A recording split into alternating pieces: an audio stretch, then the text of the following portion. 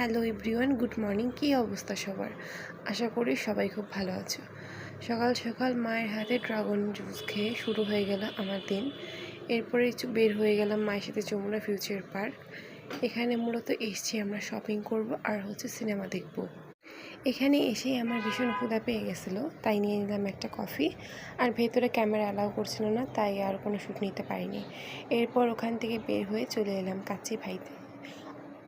অনেক দিন ধরেই মা বলছিল বিরিয়ানি খাবে, তাই মায়ের সাথে চলে এলাম বিরিয়ানি খাওয়ার জন্য। আমরা নিয়ে নিয়েছিলাম বাসমতি চালের কাচ্চি।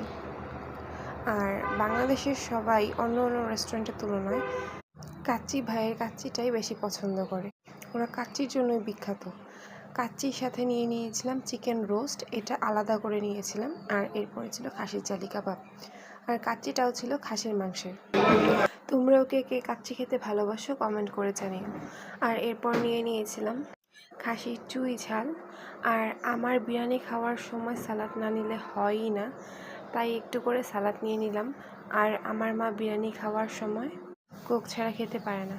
আর দেখতেই পাচ্ছ আলুটা কত সুন্দরভাবে রান্না হয়েছে। আর এই যে খাসির মাংসের এক একটা পিস খুব সফট এবং খুব জুসি। চুই ঝাল খাওয়ার পর এত ভালো লেগেছে, তাই আবার নিয়ে নিলাম আমরা চুই ঝাল। আর এরপর এখান থেকে বের হয়ে রওনা দিলাম বাসার উদ্দেশ্যে।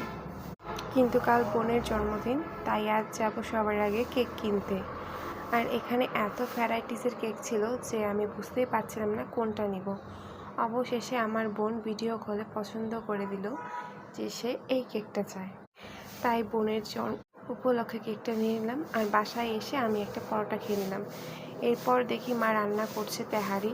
আর আমি বিরিয়ানির পরে যদি কেউ আমাকে বলে যে দ্বিতীয় পছন্দ কি, আমি বলবো তেহারি।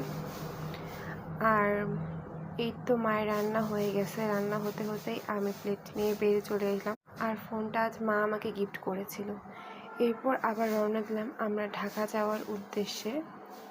তারপর আমরা ছোটোখাটো একটা পার্টি করলাম। আর এটা হচ্ছে আজকে আমার রাতের